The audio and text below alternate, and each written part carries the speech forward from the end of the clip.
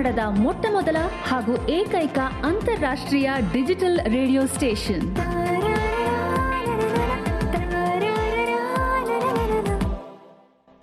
ನಾಡು ನುಡಿ ಸಾಧಕರು. ಕರ್ನಾಟಕ ಸರ್ಕಾರದ ಕನ್ನಡ ಅಭಿವೃದ್ಧಿ ಪ್ರಾಧಿಕಾರ ಇವರ ಪ್ರಾಯೋಜಿತ ಕಾರ್ಯಕ್ರಮ ನಾಡು ನುಡಿ. ದೇಶಹಳ್ಳಿ ಜಿ ನಾರಾಯಣ ಅವರ ವ್ಯಕ್ತಿತ್ವ ಹಲವು ನದಿಗಳ ಸಂಗಮ. ಸಮಾಜಮುಖಿ ಕಾರ್ಯಗಳಿಂದ ಜನಮಾನಸದಲ್ಲಿ ಅವಿಸ್ಮರಣೀಯವಾಗಿ ಉಳಿದಿರುವ ಕೆಲವು ವ್ಯಕ್ತಿಗಳ ಪೈಕಿ ನಾಡೋಜ ಡಾಕ್ಟರ್ ದೇಶಹಳ್ಳಿ ಜಿ ನಾರಾಯಣ ಅವರು ಒಬ್ಬರು. ಡಾಕ್ಟರ್ ಜಿ ನಾರಾಯಣ ಅವರು 1923ನೇ ಇಸ್ವಿ ಸೆಪ್ಟೆಂಬರ್ ತಿಂಗಳ 2ನೇ ತಾರೀಕಿನಂದು ಮಂಡ್ಯ ಜಿಲ್ಲೆಯ ಮದ್ದೂರು ತಾಲೂಕಿನ ದೇಶಹಳ್ಳಿಯಲ್ಲಿ ಜನಿಸಿದರು. ಇವರ ತಾಯಿ ಸಣ್ಣಮ್ಮ, ತಂದೆ ಗಿರಿಗೌಡ. ಪ್ರಾಥಮಿಕ ಶಿಕ್ಷಣವನ್ನು ಅವರು ತಮ್ಮ ಹುಟ್ಟೂರಿನಲ್ಲೇ ಮುಗಿಸಿ ನಂತರ ಪ್ರೌಢ ಶಿಕ್ಷಣವನ್ನು ಚನ್ನಪಟ್ಟಣದಲ್ಲಿ ಪಡೆದರು. ಶಿವಪುರದಲ್ಲಿ ಕಾಂಗ್ರೆಸ್ ಅಧಿವೇಶನ ನಡೆದಾಗ ವಿದ್ಯಾರ್ಥಿಯಾಗಿದ್ದ ನಾರಾಯಣ ಅವರು ಸ್ವಾತಂತ್ರ್ಯ ಚಳುವಳಿಯ ಸೆಳೆತಕ್ಕೆ ಒಳಗಾದರು. ಹಿರಿಯ ಗಾಂಧಿವಾದಿಗಳಾದ ಟಿ ಸಿದ್ದಲಿಂಗಯ್ಯ ಮತ್ತು KH ವೀರಣ್ಣಗೌಡರ ಪ್ರಭಾವಕ್ಕೆ ಒಳಗಾದ ನಾರಾಯಣರು 1940ರಲ್ಲಿ ವಿದ್ಯಾಭ್ಯಾಸವನ್ನು ಮೊಟಕುಗೊಳಿಸಿ ಶಾಲೆಯಿಂದ ಹೊರಬಿದ್ದು ಸ್ವಾತಂತ್ರ್ಯ ಸಂಗ್ರಾಮಕ್ಕೆ ಧುಮುಕಿದರು. ಹಿರಿಯರೊಡನೆ ಸ್ವಾತಂತ್ರ್ಯ ಹೋರಾಟದಲ್ಲಿ ಭಾಗಿಯಾದರು. ಅವರ ಬದುಕಿನ ದಿಕ್ಕು ಬದಲಾಯಿತು.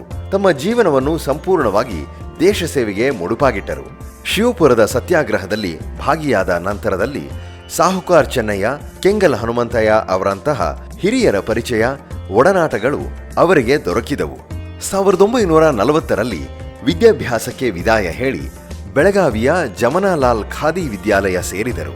ಪೂನಾದ ಬಳಿ ಉದಲಿ ಎಂಬಲ್ಲಿಗೆ ಹೋಗಿ ಖಾದಿ ಗ್ರಾಮೋದ್ಯದ ಬಗ್ಗೆ ತರಬೇತಿ ಪಡೆದು ಬಂದರು. 1942ರ ಕ್ವಿಟ್ ಇಂಡಿಯಾ ಚಳವಳಿ ಮೂಲಕ ಹೋರಾಟ ಆರಂಭಿಸಿದ ಅವರು ಪೊಲೀಸರ ಕೆಂಗಣ್ಣಿಗೆ ಗುರಿಯಾಗಿ ಬೆಳಗಾವಿಯ ಹಿಂಡಲಗ ಜೈಲಿನಲ್ಲಿ 3 ತಿಂಗಳ ಕಠಿಣ ಶಿಕ್ಷೆ ಅನುಭವಿಸಿದರು. ಬಳಿಕ ಹುಟ್ಟೂರಿಗೆ ಮರಳಿದ ಅವರು ವಯಸ್ಕರ ಶಿಕ್ಷಣದ ಮಹತ್ವದ ಬಗ್ಗೆ ಪ್ರಚಾರ ಆರಂಭಿಸಿದರು. ಅಕ್ಷರವ ನೀವು ಕಲಿಯಿರಿ ಮತ್ತಿತರ ಪ್ರಚಾರ ಕೃತಿಗಳನ್ನು ರಚಿಸಿದರು. ಡಾಕ್ಟರ್ ಜಿ ನಾರಾಯಣರು ಓದದ್ದು ಅಲ್ಪ ಎನಿಸಿದರೂ ಸಾಧಿಸಿದ್ದು ಅಪಾರ.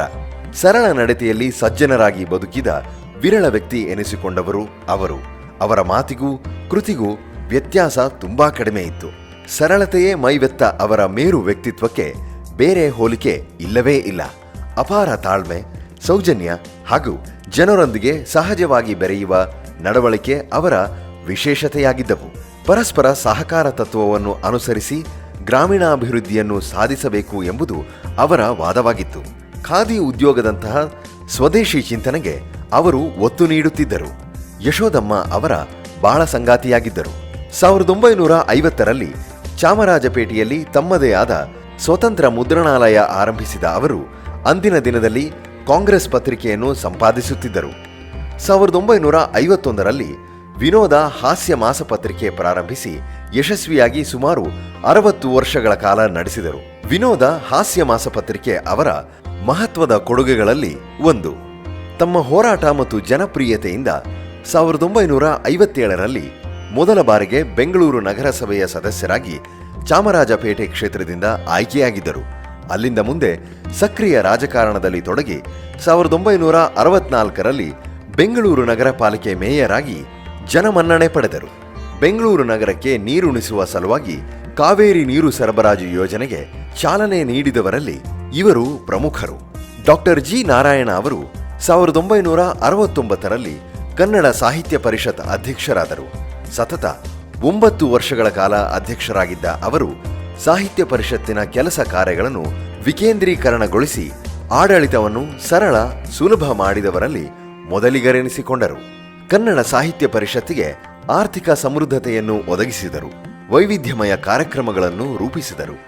ಕನ್ನಡ ಸಾಹಿತ್ಯ ಪರಿಷತ್ತಿನ ಕಾರ್ಯ ಚಟುವಟಿಕೆಗಳನ್ನು ಜಿಲ್ಲೆ, ತಾಲೂಕು ಮತ್ತು ಗ್ರಾಮೀಣ ಮಟ್ಟಕ್ಕೂ ತೆಗೆದುಕೊಂಡು ಹೋದರು.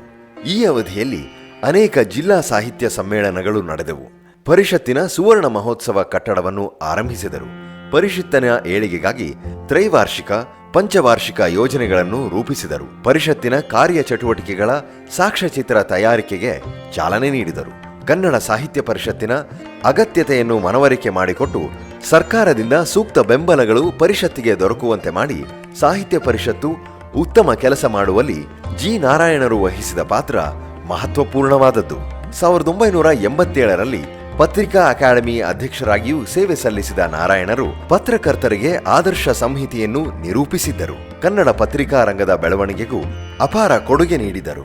ಪತ್ರಿಕಾ ದಿನಾಚರಣೆಯ ಆಚರಣೆಯನ್ನು ಆರಂಭಿಸಿದರು. 80 ವರ್ಷಗಳ ಇತಿಹಾಸವಿರುವ ಕರ್ನಾಟಕ ಕಾರ್ಯನಿರತ ಪತ್ರಕರ್ತರ ಸಂಘದ ಅಧ್ಯಕ್ಷರಾಗಿಯೂ ನಾರಾಯಣ ಅವರು ಕಾರ್ಯನಿರ್ವಹಿಸಿದರು. ಕರ್ನಾಟಕ ಗಮಕ ಕಲಾ ಪರಿಷತ್ತಿನ ಉಗಮಕ್ಕೂ ಶ್ರಮ ವಹಿಸಿ 1972ರಲ್ಲಿ ಪ್ರಥಮ ಬಾರಿಗೆ ಅಖಿಲ ಕರ್ನಾಟಕ ಗಮಕ ಸಮ್ಮೇಳನ ನಡೆಸಿದರು. 1992ರಲ್ಲಿ ಕನ್ನಡ ಅಭಿವೃದ್ಧಿ ಪ್ರಾಧಿಕಾರದ ಅಧ್ಯಕ್ಷರೂ ಆಗಿದ್ದರು. 2005ರಲ್ಲಿ ಕರ್ನಾಟಕ ಜಾನಪದ ಪರಿಷತ್ತಿನ ಅಧ್ಯಕ್ಷರಾಗಿ, ಗೋಕಾಕ ಸಮಿತಿಯ ಸದಸ್ಯರಾಗಿ, BM ಶ್ರೀ ಪ್ರತಿಷ್ಠಾನದ ಅಧ್ಯಕ್ಷರಾಗಿ, ಸಾಹಿತ್ಯ ಸಂವರ್ಧಕ ಟ್ರಸ್ಟ್ ಧರ್ಮದರ್ಶಿಯೂ ಆಗಿದ್ದರು. ಶಶಿ ಕಲಾವಿದರು, ಲೇಖಕರ ಬಳಗ, ಶಾರದಾ ವಿದ್ಯಾಪೀಠ, ಉದಯ ಭಾನು ಕಲಾ ಸಂಘ ಮುಂತಾದ ಹಲವಾರು ಸಂಸ್ಥೆಗಳಿಗೆ ಜಿ ನಾರಾಯಣ ಅವರು ಮಾರ್ಗದರ್ಶಕರೂ ಆಗಿದ್ದರು. ಇವರು ಕನ್ನಡ ಜಾನಪದ ಕ್ಷೇತ್ರಕ್ಕೆ ಸಲ್ಲಿಸಿದ ಸೇವೆ ಅಪಾರ. ರಾಮನಗರದ ಜಾನಪದ ಲೋಕದ ಅಧ್ಯಕ್ಷರಾಗಿ ಸೇವೆ ಸಲ್ಲಿಸಿ ಜಾನಪದ ಲೋಕಕ್ಕೆ ಹೊಸ ಆಯಾಮ ನೀಡಿದರು. ಒಂದಿಲ್ಲೊಂದು ಚಟುವಟಿಕೆಗಳು ನಿರಂತರವಾಗಿ ನಡೆಯುವಂತೆ ಪರಿಶ್ರಮ ವಹಿಸಿದರು. ಜಾನಪದ ಕಲೆಗಳ ಬಗ್ಗೆ ಕಿರುಚಿತ್ರವೊಂದನ್ನು ಕೂಡ ತಯಾರಿಸಿದ್ದರು. ಲೇಖಕಿಯರಿಗೆ ಉತ್ತಮ ವೇದಿಕೆ ಕಲ್ಪಿಸುವ ಉದ್ದೇಶದಿಂದ ಕರ್ನಾಟಕ ಲೇಖಕಿಯರ ಸಂಘವನ್ನು ಹುಟ್ಟುಹಾಕಿದರು. ಡಾಕ್ಟರ್ ಜಿ ನಾರಾಯಣ ಅವರನ್ನು ಅರಸಿ ಬಂದ ಪ್ರಶಸ್ತಿ, ಪುರಸ್ಕಾರ, ಗೌರವಗಳು ಅಪಾರ. 1971ರಲ್ಲಿ ರಾಜ್ಯ ಸರ್ಕಾರ ಇವರಿಗೆ ಕನ್ನಡ ರಾಜ್ಯೋತ್ಸವ ಪ್ರಶಸ್ತಿ ನೀಡಿ ಗೌರವಿಸಿತು. 1994ರಲ್ಲಿ ರಾಜ್ಯ ಪತ್ರಿಕಾ ಅಕಾಡೆಮಿ ಪ್ರಶಸ್ತಿ, 1995ರಲ್ಲಿ ಕರ್ನಾಟಕ ಜಾನಪದ ಮತ್ತು ಯಕ್ಷಗಾನ ಅಕಾಡೆಮಿ ಪ್ರಶಸ್ತಿ ಪಡೆದರು. 2004ರಲ್ಲಿ ಹಂಪಿಯ ಕನ್ನಡ ವಿಶ್ವವಿದ್ಯಾನಿಲಯದ ಪ್ರತಿಷ್ಠಿತ ನಾಡೋಜ ಪ್ರಶಸ್ತಿಯು ಇವರಿಗೆ ಲಭಿಸಿತು. ರಾಜ್ಯ ಸರ್ಕಾರವು ಕರ್ನಾಟಕ ಏಕೀಕರಣ ಹೋರಾಟದಲ್ಲಿ ಇವರು ವಹಿಸಿದ ಪ್ರಮುಖ ಪಾತ್ರವನ್ನು ಗುರುತಿಸಿ ಕರ್ನಾಟಕ ಏಕೀಕರಣ ಪ್ರಶಸ್ತಿ ನೀಡಿ ಇವರ ಕನ್ನಡ ಸೇವೆಯನ್ನು ಪುರಸ್ಕರಿಸಿತು. ಇವರ ಸೇವೆ ಮತ್ತು ಸಾಧನೆಗೆ ಬೆಂಗಳೂರು ವಿಶ್ವವಿದ್ಯಾನಿಲಯ ಗೌರವ ಡಾಕ್ಟರೇಟ್ ನೀಡಿ ಪುರಸ್ಕರಿಸಿತು. ಅಕ್ಷರವ ನೀವ್ ಕಲೆಯಿರಿ ಎಂಬ ಶತಕ, ಮಲೇರಿಯಾ ಹಾವಳಿ, ಕಬ್ಬಿನ ಕಥಾಂತರ, ರಾಷ್ಟ್ರೀಯ ಪದಗಳು, ಹೆಚ್ಚು ಬೆಳೆಯನ್ನು ಬೆಳೆಯಿರಿ ಇವರು ರಚಿಸಿರುವ ಕೆಲವು ಕೃತಿಗಳಾಗಿವೆ. ಕನ್ನಡ ಪರವಾದ ಮಹತ್ವದ ಹೋರಾಟಗಳಲ್ಲಿ ಜಿ ನಾರಾಯಣರು ಗಮನಾರ್ಹವಾದ ಪಾತ್ರ ವಹಿಸಿದ್ದಾರೆ. ಅದರಲ್ಲೂ ಅವರು ಕರ್ನಾಟಕ ಏಕೀಕರಣ ಚಳವಳಿ ಮತ್ತು ಗೋಕಾಕ್ ಚಳವಳಿಗಳಲ್ಲಿ ನಿರ್ವಹಿಸಿದ ಪಾತ್ರಗಳು ಗಮನಾರ್ಹವಾದದ್ದು. ಅವರು ಗೋಕಾಕ ಸಮಿತಿಯ ಸದಸ್ಯರೂ ಆಗಿದ್ದರು. ಆಡಳಿತ ಮತ್ತು ರಾಜಕೀಯದಲ್ಲಿ ಅವರು ಉನ್ನತ ಸ್ಥಾನಗಳನ್ನು ಅಲಂಕರಿಸಿ ಕೊನೆ ದಿನಗಳವರೆಗೂ ವಿವಾದ ರಹಿತರೆಂದು ಬದುಕಿ ತೋರಿಸಿದರು. ಸರಳ ಸಜ್ಜನರಾಗಿದ್ದ ಅವರು ಕನ್ನಡದ ವಿದ್ವಾಂಸರಾಗಿ ಕನ್ನಡ ನಾಡು ಕಂಡ ಮಹತ್ವದ ವಿವಾದಾತೀತ ಆಡಳಿತಗಾರರಲ್ಲಿ ಒಬ್ಬರಾಗಿದ್ದರು. ಡಾಕ್ಟರ್ ಜಿ ನಾರಾಯಣ ಅವರು ಅಭಿವೃದ್ಧಿ ಕಾರ್ಯಗಳಿಗೆ ಹೆಸರಾದರೆ ವಿನಃ ಆಪಾದನೆ, ವಿವಾದಗಳಿಗೆ ಎಂದೂ ಸಿಲುಕಲಿಲ್ಲ. ಸಾಹಿತ್ಯದಲ್ಲಿ ಅವರು ಸೇವೆ ಮಾಡಿದ್ದರಾದರೂ ಸಾಂಸ್ಕೃತಿಕ ವಲಯದಲ್ಲಿ ಅವರು ಸಲ್ಲಿಸಿರುವ ಸೇವೆ ಹೆಚ್ಚು ಸ್ಮರಣೀಯವಾದುದು. ಡಾಕ್ಟರ್ ನಾರಾಯಣ ಅವರು ತಮ್ಮ ಸಮಂಜಸ ನಿಲುವುಗಳು, ಆಕರ್ಷಕ ವ್ಯಕ್ತಿತ್ವ ಹಾಗೂ ಗಾಂಭೀರ್ಯಗಳಿಂದ ಎಲ್ಲ ಜನರಿಗೂ ಪ್ರಿಯರಾಗಿದ್ದರು. ರಚನಾತ್ಮಕ ಕಾರ್ಯಕ್ರಮಗಳನ್ನು ರೂಪಿಸುವುದರ ಮೂಲಕ ಜನಮಾನಸದಲ್ಲಿ ಅವರು ಚಿರಸ್ಥಾಯಿಯಾಗಿ ಉಳಿದಿದ್ದಾರೆ. ಜಿ ನಾರಾಯಣರು 2011ನೇ ಇಸ್ವಿ ನವೆಂಬರ್ ತಿಂಗಳ 19ನೇ ತಾರೀಕಿನಂದು ನಿಧನರಾದರು. ನಾಡೋಜ ಜಿ ನಾರಾಯಣ ಅವರ ಒಟ್ಟಾರೆ ಸಾಧನೆಗೆ ಅವರ ಸಾಮಾಜಿಕ ಹಿನ್ನೆಲೆ, ಗಳಿಸಿದ ವಿದ್ಯೆ, ಅವರಿಗಿದ್ದ ಆರ್ಥಿಕ ಶಕ್ತಿ ಯಾವುದೂ ನೆರವಾಗಲಿಲ್ಲ. ಅವರಲ್ಲಿದ್ದ ಶ್ರದ್ಧೆ ಹಾಗೂ ಕರ್ತವ್ಯ ನಿಷ್ಠೆಯೇ ಅವರನ್ನು ಎತ್ತರಕ್ಕೆ ಕೊಂಡೊಯ್ದಿದ್ದಿತು. ಡಾಕ್ಟರ್ ಜಿ ನಾರಾಯಣ ಅವರ ರೀತಿ ಬದುಕಲು ಎಲ್ಲರಿಂದಲೂ ಸಾಧ್ಯವಿಲ್ಲ. ಆದರೆ ಅವರನ್ನು ಅನುಸರಿಸುವ ಕೆಲಸವಾದರೂ ನಾವು ಮಾಡಬಹುದಾಗಿದೆ. ಮಾನವೀಯ ಮೌಲ್ಯ ಹಾಗೂ ನೈತಿಕ ಮೌಲ್ಯಗಳ ಸಾಕ್ಷಿ ಪ್ರಜ್ಞೆಯಂತಿದ್ದ ಜಿ ನಾರಾಯಣ ಅವರ ವ್ಯಕ್ತಿತ್ವವೇ ಆದರ್ಶನೀಯ.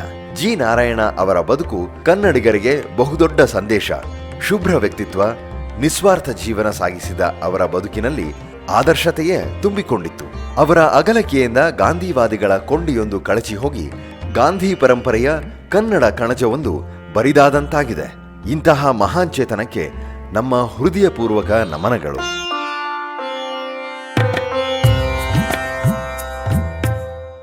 ಕನ್ನಡ ಅಭಿವೃದ್ಧಿ ಪ್ರಾಧಿಕಾರ, ಕರ್ನಾಟಕ ಸರ್ಕಾರ ಪ್ರಾಯೋಜಕತ್ವದಲ್ಲಿ ನಾಡು ನುಡಿ ಸಾಧಕರು.